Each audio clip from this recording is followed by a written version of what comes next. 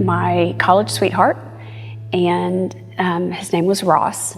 I had struggled with lupus. My kidneys failed, and so I had done a lot of chemotherapy treatment, and they had told us that it was most likely that I wouldn't be able to get pregnant.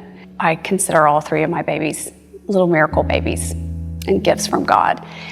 And when the kids were 9, 11, and 13, we were basically really living like the dream, truly. We so happily married. The kids were all thriving. Everybody's just loving life and having so much fun. And Ross was into marathons and triathlons, and we traveled to San Francisco for the escape from Alcatraz triathlon that he was going to do with one of his very best friends.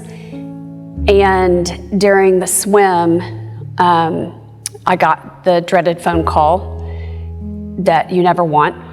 And it was the EMS person telling me that Ross had had a heart attack during the swim, and they were having a hard time reviving him. So at that point, I was still hopeful that he was gonna make it. And I remember riding in the fire truck and literally screaming out, dear Jesus, please, let him be okay. And kind of knowing in my gut that he wasn't. Probably one of the most difficult things I've ever had to do was tell the kids when I got home that he wasn't coming home and that he had gone to heaven. We trotted forward and became a little foursome. We really united, thankfully, through the tragedy of losing him, and found our strength in God and in each other. We had made it through that. We were, of course, missing him always, but knew that we were going to be okay and life is going to go on. So we learned a lot, and the kids were all, growing up and thriving, and Sam had gotten drafted by the Indianapolis Colts, and we were thrilled and so excited. And then Sam went off to Indy, and I had left town, and we shockingly got another phone call, the absolute worst phone call you ever want to receive. And that was that Jake had died. He was not a drug addict. He was a thriving straight-A student football player, but he bought a counterfeit pill, a Xanax, and it was laced with fentanyl. So he was poisoned by the fentanyl, and our world just fell apart again.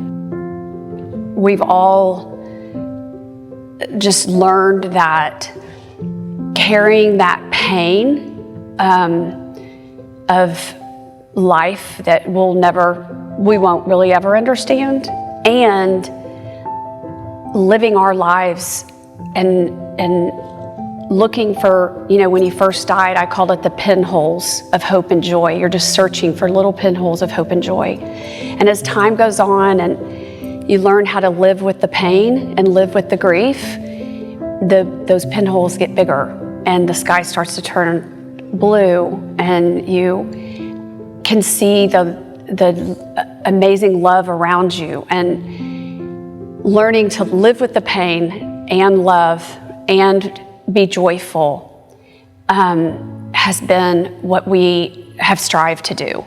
Because if we don't, and we sit in the pain and we let it rule our lives and rule our hearts, then we miss out on loving other people. And look what we have. I mean, as much as we've lost, we are also so unbelievably blessed. So even when our plans that we think, and especially in our culture where we think everything's all lined up and we're in control and we have all these hopes and dreams for ourselves and hopes and dreams for our children, it's really not up to us. It's not. And our children are gifts to us. They're not ours.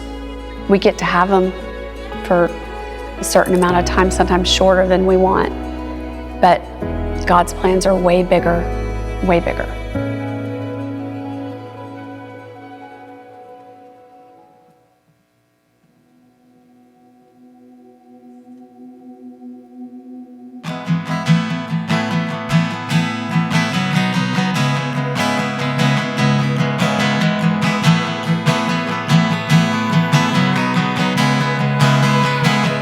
was a beautiful day when I got the call, and I started to shake. Oh, I was losing it all. Now it's hard to remember, and I miss you so much. But the last thing you said was, Mama, I'll be in touch. Ashes to ashes and dust to dust. Is it only love that hurts this much? Is there any hope in the midnight sun? Oh, I just want to feel you again, but I'm losing touch.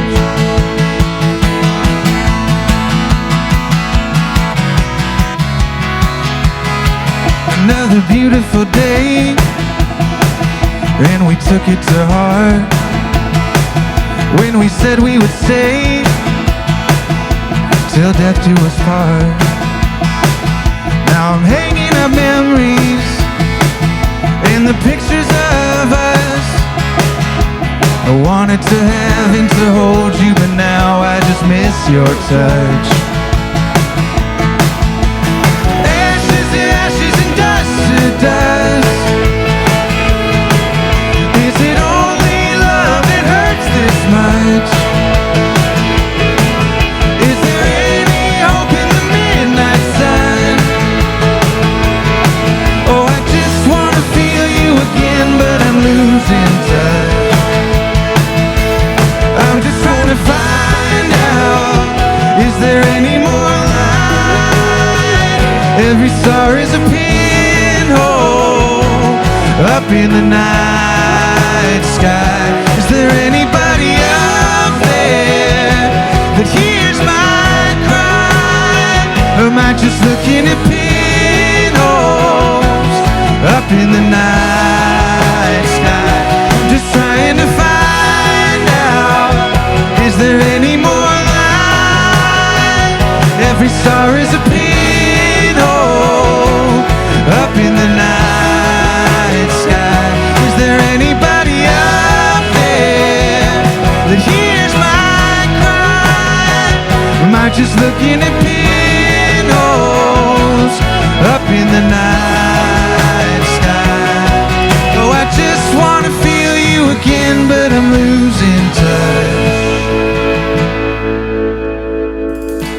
Ashes to ashes and dust to dust. Is it only love that hurts this much? Is there any hope in the midnight sun? Ashes to ashes and dust to dust.